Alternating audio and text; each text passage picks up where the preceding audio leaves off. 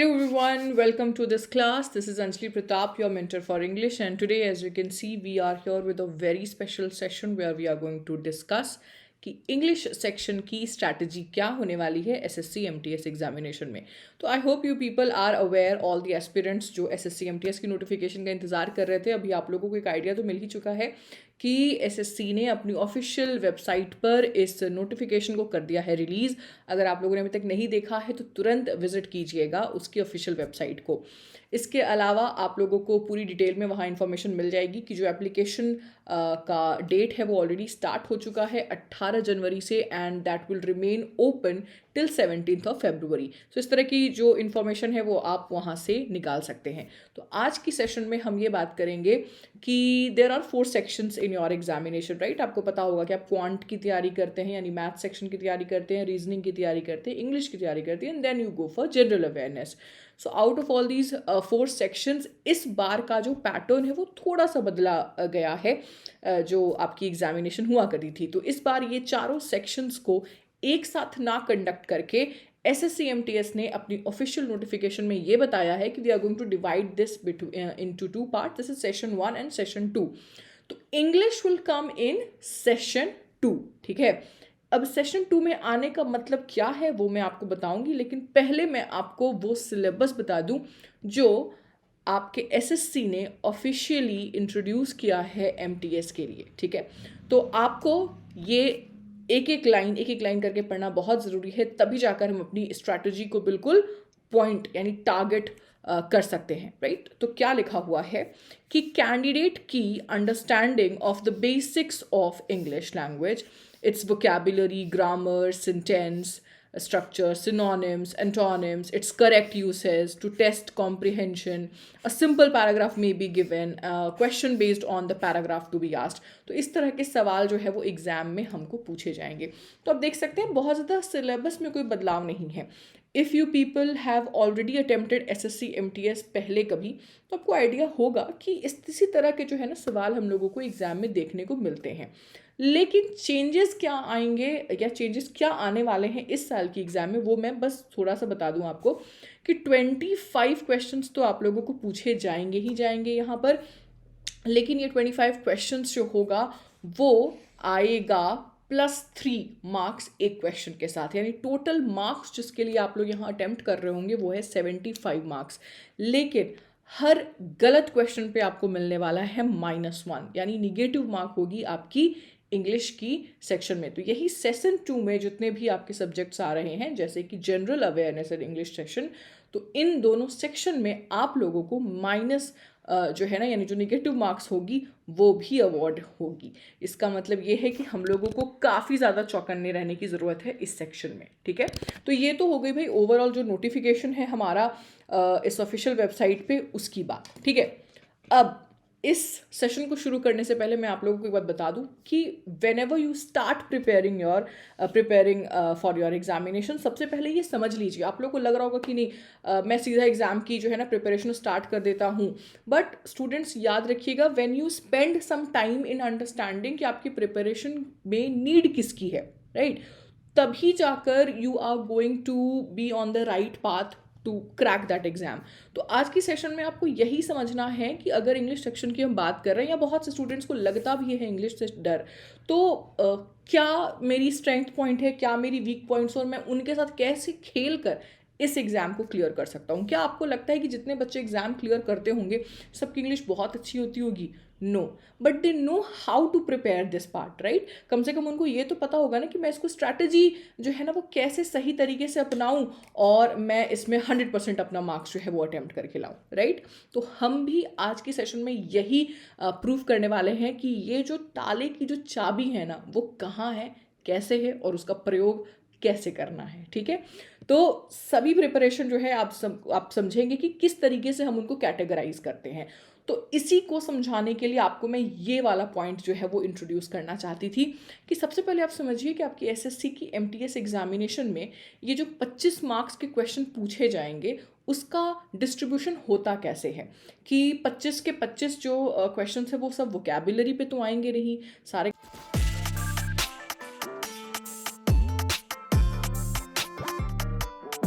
के सारे questions passage पे आएंगे नहीं, सारे के सारे क्वेश्चंस ग्रामर पे आएंगे नहीं, तो किस तरीके से इसका डिस्ट्रीब्यूशन है, तो ये डिस्ट्रीब्यूशन हम लोग समझेंगे यहाँ से।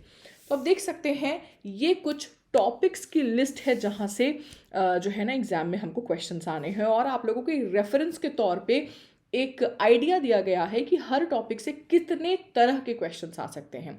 So you can see idioms and phrases एक ऐसा टॉपिक है जिससे 2 क्वेश्चंस हम एक्सपेक्ट कर रहे होते हैं। सेंटेंस इंप्रूवमेंट से 2, वन वर्ड सब्स्टिट्यूशन से 2, स्पेलिंग करेक्शन से 2, रीडिंग कॉम्प्रिहेंशन से 5, स्पॉटिंग एरर से 5, फिल इन द ब्लैंक्स से 5, एंटोनिम्स के 1, सिनोनिम्स के 1।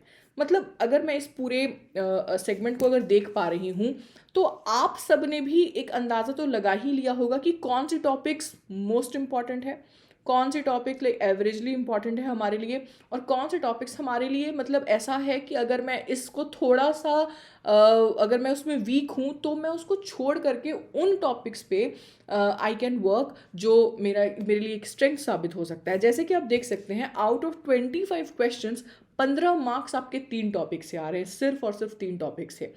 तो मान के चलिए कि अगर आपने सिर्फ इन 3 टॉपिक्स के ऊपर ध्यान दिया, यानी कि जो हमारा रीडिंग कॉम्प्रिहेंशन है, स्पॉटिंग एरर है और फिल इन द ब्लैंक्स, अगर आपने सिर्फ ये 3 सेक्शंस पे भी अगर पूरा जोर लगा दिया है तो you are going to secure 50% से भी ज़्यादा मार्क्स इन योर एग्जाम, ठीक है। लेकिन जाहिर सी बात है कि जब आप स्पॉटिंग एरर की तैयारी कर रहे होंगे, आप देख सकते हैं यहाँ स्पॉटिंग एरर है, मतलब स्पॉटिंग एरर के लिए डेफिनेट सी बात है कि आपको ग्रामर की तैयारी करनी है। तो अगर आप ग्रामर पढ़ रहे हैं और आपने बढ़िया से उसके कॉन्सेप्ट्स को कर लिया है यूटिलाइज, इसका मतलब ये है कि स्पॉटिंग एरर के साथ साथ you can also work on this part. Sentence improvement जो है वह भी ग्रामर के ही मदद से बनने वाला है। मतलब आप तैयारी तो कर रहे हैं 5 की, बट हो रहा है तैयारी 7 मार्क्स का। दूसरी चीज़, फिल इन द ब्लैंक्स के जो क्वेश्चंस आप लोग यहाँ देख रहे हैं कि फिल इन द ब्लैंक के मान लो अगर 5 क्वेश्चंस आते हैं तो ये 5 क्वेश्चंस ना 2 तरीके से आ सकते हैं। कुछ क्वेश्चंस ग्रामर बेस्ड होते हैं, कुछ क्वेश्चंस वोकैब बेस्ड होते हैं। तो अगर ग्रामर की बात करें, मान लो 2 क्वेश्चन भी और अगर ग्रामर से निकला तो 9 हो गए। तो समझो कि टोटल अगर तुमने सिर्फ ग्रामर और आरसी भी कर लिया है तो भी तुम अपने पेपर का 50% से ज़्यादा ही तैयारी कर लिए हो, ठीक है। मान लेते हैं वोकैबुलरी वाला पार्ट जो है ना, तुमको थोड़ा लग रहा है कि डर लग रहा है कि मुझे नए नए वर्ड से ना बड़े डर लगते हैं, मैं अटेम्प्ट नहीं कर पाता हूँ, ठीक है। तो बाई चांस अगर मैं उसको वीकर साइड पे भी रखती हूँ फिर भी स्ट्रॉन्गर साइड पे तुम्हारा 2 टॉपिक निकल रहा है, राइट।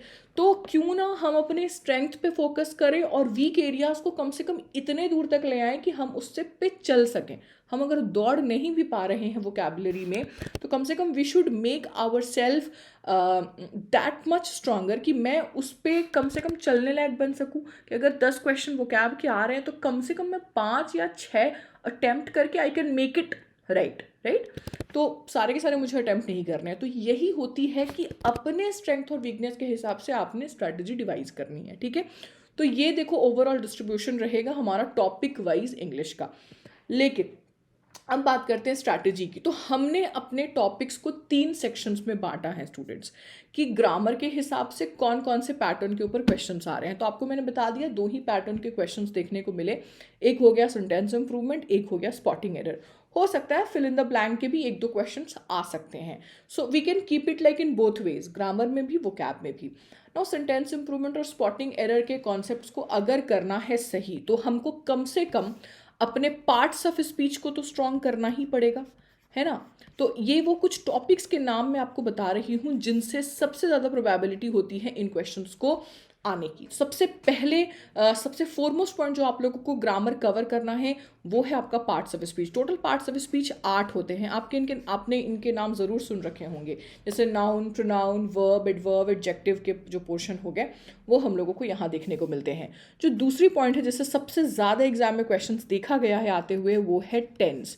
टेंस एक ऐसा टॉपिक है, या आप अपने पार्ट्स ऑफ स्पीच का जो वर्ब वाला सेक्शन कह लीजिए, तो वर्ब और टेंस इतना स्ट्रांग बना लीजिए दैट कहीं से भी क्वेश्चंस आ जाए, चाहे कैसे भी घुमाकर आपका क्वेश्चन आपको एग्जामिनर दे दे। हालांकि घुमाता नहीं है, क्योंकि आपको मैंने बताया है कि एसएससी की जो एमटीएस की एग्जामिनेशन है उसकी जो मिनिमम क्वालिफिकेशन होती है वो क्या होती है, 10th स्टैंडर्ड। तो बिल्कुल उसी लेवल के क्वेश्चंस आएंगे। तो you don't have to worry कि भाई बहुत हाई फाई सवाल आ जाएंगे जो आपने जिस तरह से सवाल कभी देखे ही।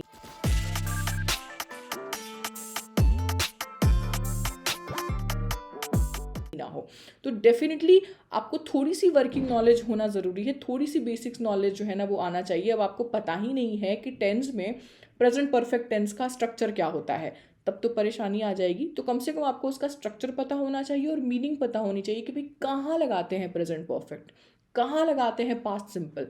If you have working knowledge of that part फिर ईजी है, कोई दिक्कत नहीं है। तो ये दो पार्ट जो है वो सबसे ज़्यादा इंपॉर्टेंट है। इसके बाद अगर मैं बात करूँ पार्ट्स ऑफ स्पीच के अंदर की, तो पार्ट्स ऑफ स्पीच के अंदर की एक और टॉपिक है जो सबसे ज़्यादा जो है ना बच्चों को मतलब तकलीफ दे जाती है, वो है प्रिपोजिशन। प्रिपोजिशन हालांकि बहुत नया चैप्टर है नहीं, this is something which you have studied in your school days as well. Preposition तुमने ज़रूर पढ़ा है, इन, ऑन, एट वगैरह का यूसेस तो हम पढ़ते ही हैं, लेकिन हम जल्दी जल्दी में सिर्फ कुछ यूसेस पढ़ते हैं और बाकी यूसेस छोड़ डालते हैं, ठीक है। तो आपका काम ये है कि जब आप एक टॉपिक उठाएं ग्रामर का, तो उस टॉपिक के जितने भी पॉसिबिलिटीज़ हो सकते हैं, जितने केसेस बन सकते हैं, उनको आप समझिए। आप 4 ही टॉपिक करें, बट वो 4 टॉपिक ऐसे होने चाहिए कि उनमें से कैसे भी सवाल आए आप उसको अच्छे से अटेम्प्ट कर पाओगे, ठीक है। इसके बाद जो सवाल हम लोगों को देखने को मिलते हैं इस तरह के, वो हो जाता है थोड़े बहुत वॉइस से आ सकते हैं और थोड़े बहुत नैरेशन से रिलेटेड भी सवाल आ सकते हैं। लेकिन कई बार अगर मैं प्रीवियस ईयर पेपर की अगर बात करूं तो बहुत ज़्यादा सवाल नहीं आए हैं। एक क्वेश्चन में भी वॉइस से आ सकता है, एक क्वेश्चन नैरेशन से आ सकता है, but that is also not very sure. तो अगर आपको लग रहा है कि नहीं इन दोनों टॉपिक्स को मैं छोड़कर मैं बाकी टॉपिक्स को भी कर सकती हूँ, तो ठीक है, it's okay, no issues. But हाँ, if you have time, if you know, अगर आपको लगता है कि नहीं I have like my basics clear, मैं थोड़ा सा और प्रैक्टिस करूँगा तो ये वाला जो 2 टॉपिक है इसको मतलब चलने लायक मैं बना सकता हूँ, तो फिर क्यों ही इसको अवॉइड करना है। तो हम ये टॉपिक्स कम से कम क्या कर सकते हैं, यहाँ पे अपना कर सकते हैं स्ट्रॉन्ग। तो याद रखिए सबसे इंपॉर्टेंट, ये मैंने प्रायोरिटी वाइज जो है वो ये लिस्ट बनाई है, दैट सबसे important the foremost point is parts of speech. Those 8 parts of speech is your mandatory thing, ये बिल्कुल ज़रूरी है, ये बिल्कुल नेसेसरी है कंप्लीट करने के लिए। और दूसरी पार्ट हो गई टेंस की। So first and second is the most important one, बाकी थर्ड, फोर्थ, फिफ्थ भी इंपॉर्टेंट है। Once you have time, once you have let's say interest in that part, तो आप इसको ज़रूर कंप्लीट कीजिए। हालांकि रिकमेंडेशन तो यही रहेगा स्टूडेंट्स की हर एक टॉपिक के बारे में आपको थोड़ी बहुत मतलब 15% 20% नॉलेज ज़रूर होनी चाहिए। इवन दो अगर आपको लग रहा है कि नहीं मैं पूरा चैप्टर अगर नहीं कंप्लीट कर पा रहा हूँ, लास्ट के कुछ 2 या 3 चैप्टर्स ऐसे बच गए हैं जिससे मैं उतना टाइम नहीं है मेरे पास, कोई बात नहीं, ठीक है। आपके ऊपर के 2 या 3 चैप्टर्स तो बहुत अच्छे से हो चुके हैं। तो अगर आपने वॉइस और नरेशन का, वही मैंने बोला कि बस वर्किंग नॉलेज भी है तो काफ़ी है। सेकेंड सेगमेंट की तरफ अगर हम लोग चलते हैं, we talking about the vocab section. Vocab section से सबसे ज़्यादा पैटर्न के क्वेश्चंस हमको देखे गए हैं यहाँ पर। हालांकि वन वर्ड सब्स्टिट्यूशन है, स्पेलिंग करेक्शन है, फिल इन द ब्लैंक्स में आपको थोड़ा वोकैब है, थोड़ा ग्रामर है, सिनोनिम एंटोनिम हो गए, इडियम्स एंड फ्रेजेस हो गए। तो एक अच्छा खासा सेगमेंट कवर कर रहा है ये वाला पार्ट, ठीक है। नाउ द क्वेश्चन अराइजेस कि क्या करें, कैसे करें, how we are going to prepare for vocabulary, क्योंकि वोकैबुलरी का कोई और अंत तो है नहीं। वी कांट से कि भाई ये वाले 100 वर्ड्स का मीनिंग याद कर लो और इसी में से 100 वर्ड्स में से कोई ना कोई वर्ड आपके एग्जाम में आ जाएगा। So that doesn't happen anyone, right. तो ये वाली चीज़ आई होप एकदम क्लियर रखिएगा, चाहे कोई कितनी भी बड़ी मतलब ऐसी घोषणाएं कर दे कि हाँ भाई ये 100 वर्ड्स पढ़ लो और यही से एग्जाम में वर्ड आने वाले हैं, दैट इज़ भाई लग गया, दैट इज़ अ चांस, ठीक है ना, वो एक चांस की बात होती है, but that doesn't happen in reality. क्या कर सकते हैं हम, कुछ टेक्निक्स के ऊपर वर्क कर सकते हैं जिससे कम समय में ज़्यादा वर्ड्स हम क्या कर सकते हैं, रिटेन कर पाएंगे। जिसमें से the first technique which will help us in gaining maximum word is root words. If you work on root words, this is going to do wonders in your preparation, क्योंकि एक वर्ड का सिर्फ root पढ़ने से हम कई सारे words की मीनिंग जो है वो डिराइव कर सकते हैं। तो क्या होता है, मेहनत कम फ़ायदा ज़्यादा। दूसरी चीज़ जो हम यहाँ पर यूज़ कर सकते हैं वो है हमारा एक स्ट्रैटेजी, जिससे मतलब कहते हैं ना कि एक तीर से 2 निशाने हो रहे हैं, ये वही चीज़ है। तो न्यूज़पेपर रीडिंग आपने कई बार सुना भी होगा कि ये करने से इंग्लिश अच्छी हो रही है, वो कैब अच्छा हो रहा है, लेकिन सिर्फ और सिर्फ इंग्लिश अच्छी करने के लिए न्यूज़पेपर मत पढ़ो। तुम एमटीएस की प्रिपरेशन कर रहे हो, जनरल अवेयरनेस भी आएगा, यू नो कि करंट अफेयर्स के सवाल आपको एग्जाम में आएंगे। तो हुआ ना एक तीर से 2 निशाना, तुमने पढ़ा न्यूज़पेपर, ठीक है।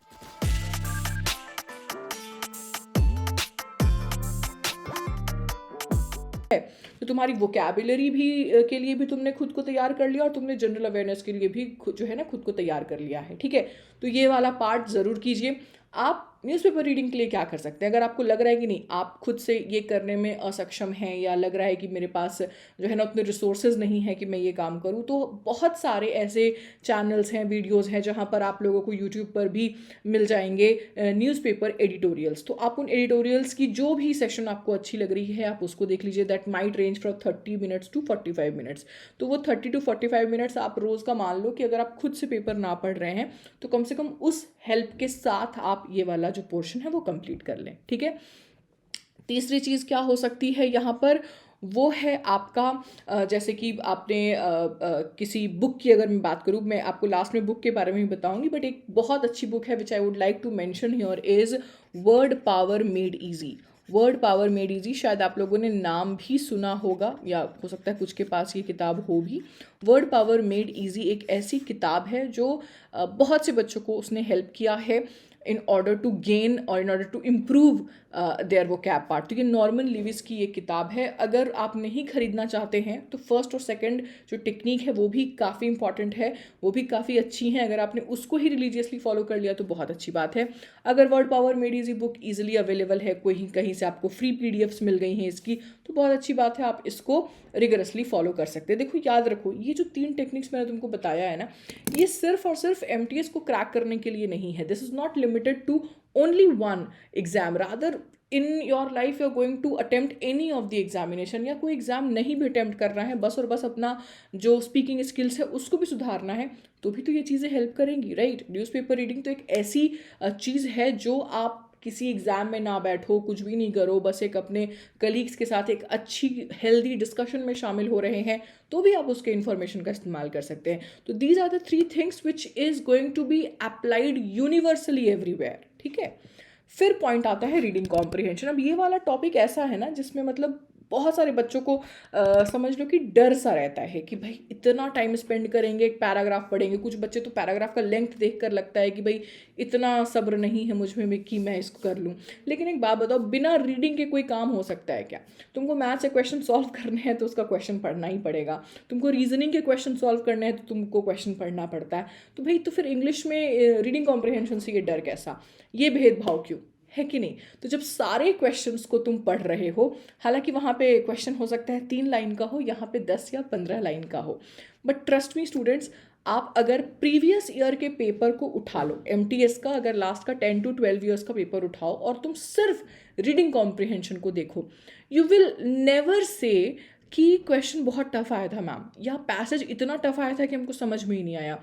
बहुत स्टोरी बेस्ड पैसेजेस आते हैं, इतने अच्छे लगेंगे, कभी कभी आपको इतने इजी लगेंगे, आपको लगेगा कि भाई क्या मैं सही अटेम्प्ट कर रहा हूँ, ये इतने इजी क्वेश्चंस आए हैं। It looks like that, but problem क्या आ जाती है ना कि हम उसको अटेम्प्ट ही नहीं करते हैं, या अटेम्प्ट कर भी रहे हैं तो होल हार्टेडली नहीं करते हैं, हमारा ध्यान कहीं और रहता है और फिर अटेम्प्ट करते हैं।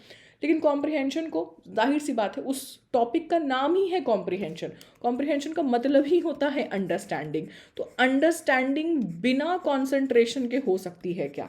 नहीं हो सकती ना। तो इसीलिए पूरे कॉन्सेंट्रेशन के साथ हमको ये काम करना होगा। कॉम्प्रिहेंशन सुधारने का सिर्फ और सिर्फ एक ही तरीका है, दैट इज़ प्रैक्टिस। और वो भी प्रैक्टिस मैंने आपको बता दिया, कोई किताब खरीदने की ज़रूरत नहीं है, कोई एक्स्ट्रा क्लासेस करने की ज़रूरत नहीं है। आप सिर्फ और सिर्फ अगर प्रीवियस ईयर पेपर के जो है ना क्वेश्चन सॉल्व कर ले रहे हैं 10 से 15 साल के, that is enough, that will give you ample amount of experience in handling a passage, ठीक है। अब पैसेज के जो क्वेश्चंस आते हैं ना वो मोस्टली 4 से 5 मार्क्स के देखे गए हैं।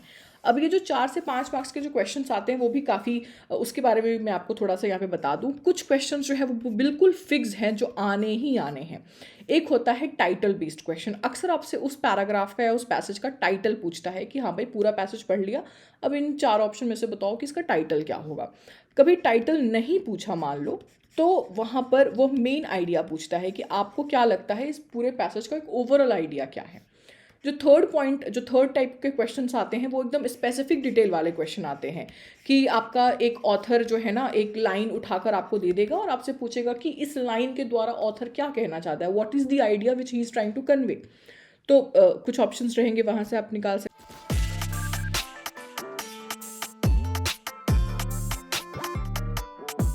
सकते देते हैं आंसर, कुछ ट्रू फॉल्स जो है ना बेस्ड क्वेश्चंस होते हैं, मतलब पैसेज से आपके 2 से 3 जो है ना लाइनें उठाकर आपको रख देता है ऑथर, और उसमें आपको पता करना होता है कि पैसेज के अनुसार कौन सी स्टेटमेंट सही है, कौन सी स्टेटमेंट गलत है। ठीक है, तो ये बहुत आसान है, बस उस स्टेटमेंट को ना तुमको बस मैच करना है अपने पैराग्राफ में, कुछ नहीं करना है, इसमें कोई दिमाग नहीं लगाना। और जो 5वां टाइप का जो क्वेश्चंस आते हैं वो आपका इधर सिनोनिम या एंटोनिम पूछा जाता है, मतलब पैसेज से ही कोई एक वर्ड उठाएगा, बोलेगा या तो इसका सिनोनिम बता दो या तो इसका एंटोनिम बता दो, या कभी कभी हो सकता है कि पैसेज में किसी तरह का ईडियम यूज़ हुआ होगा तो उस ईडियम का मीनिंग आपसे पूछ लेगा। मतलब एक बात की तसल्ली रहेगी आप लोगों को रीडिंग कॉम्प्रिहेंशन में हमेशा, कि जो भी सवाल हैं 4 5 6 जितने भी नंबर ऑफ क्वेश्चन हैं उन सब का आंसर उस एक पैसेज में ही है। So that is a sigh of relief, ये राहत की सांस है। आपको सिर्फ और सिर्फ कॉन्सेंट्रेट करना है उस 100 150 वर्ड का जो पैराग्राफ आया है, बस और कुछ नहीं। ठीक है, जैसा कि मैंने आपको बताया था कि अब हम बात करेंगे उन किताबों की जो आपको आपके प्रिपरेशन में कर सकती है हेल्प। ठीक है, तो जो आप लोगों को मैंने टॉपिक वाइज यहाँ पे टेक्निक्स बताई हैं उनको तो आप यूटिलाइज कीजिए ही। If you want to have additional resources to help you in your preparation, तो ये वो किताबें हैं जो आपको हेल्प करेंगी। जैसे कि सारी की सारी जो है ना, मतलब बड़ी फेमस किताबें हैं, आपने ज़रूर इनकी नाम सुनी होंगी। जैसे पहला है SP बख्शी की इंग्लिश किताब है ना, जो ऑब्जेक्टिव जनरल इंग्लिश के नाम से हम उसको जानते हैं, अरिहंत पब्लिकेशन के द्वारा ये है। ये काफ़ी अच्छी बुक है जिसमें आपको प्रैक्टिस करने का बहुत सारा सामान मिलेगा, so this will help you. दूसरी तो बुक के बारे में मैंने आपको ऑलरेडी बता दिया, दिस इज स्पेसिफिकली फॉर वो cab section, word power made easy bye Norman Lewis. तो ये पेंगुइन पब्लिकेशन के द्वारा आपको ये मिल जाएगी। मुझे लगता है आप अगर थोड़ी सी कोशिश करेंगे तो हो सकता है आपको PDF वगैरह भी जो है ना आसानी से मिल जाए कहीं से। फिर है हमारा high school grammar and composition by Wren Martin. I think school में जब तुम लोग होगे तो ज़रूर आपके टीचर्स ने आपको ज़रूर एक बार जो है ना ये एडवाइस किया होगा कि हाँ भाई रेनन मार्टिन की किताब खरीद लो, उससे तुम्हारा ग्रामर जो है वो काफ़ी अच्छा हो जाएगा। तो ये वही रेनन मार्टिन की बुक है। अगर बेसिक्स पे आपको काम करना है तो इससे अच्छी बुक आपको नहीं मिलेगी। फिर है हमारे पास RS अग्रवाल की किताब, वो भी जो है वो जनरल इंग्लिश यानी सभी तरह के टॉपिक्स को जो है ना उसने कवर किया है। जैसे कि आपका ग्रामर भी है, वो कैब भी है, वन वर्ड सब्स्टिट्यूशन भी है, ईडियम्स एंड फ्रेजेस भी है, मतलब आपको सारी चीज़ें मिल जाएंगी इस किताब में। फिर है objective English for competitive examination by HM प्रसाद, ये भी काफ़ी फेमस किताब है। तो जो भी आपके पास ईजिली अवेलेबल है बच्चों, नहीं मैं कह रही हूँ कि तुम्हारे पास SP बख्शी है तो अब तुम RS अग्रवाल की किताब खरीदो, अगर वो है बेस्ट है। ठीक है, तो बस और बस उस किताब के सभी पन्नों को देखिए, जहाँ से इंफॉर्मेशन मिल रही है नोट्स बनाइए, उससे पढ़कर फिर आप मॉक टेस्ट दीजिए, बिकॉज मॉक टेस्ट तो आपके लिए एक रामबाण की तरह काम करेगा। ठीक है, so I hope this session has given you an insight कि अगर आप MTS की तैयारी कर रहे हैं तो पर्टिकुलरली इंग्लिश सेक्शन की आपकी स्ट्रैटेजी क्या होनी चाहिए। Okay, so thank you for attending this session everyone. We'll meet you again in the next class. Bye bye and take care.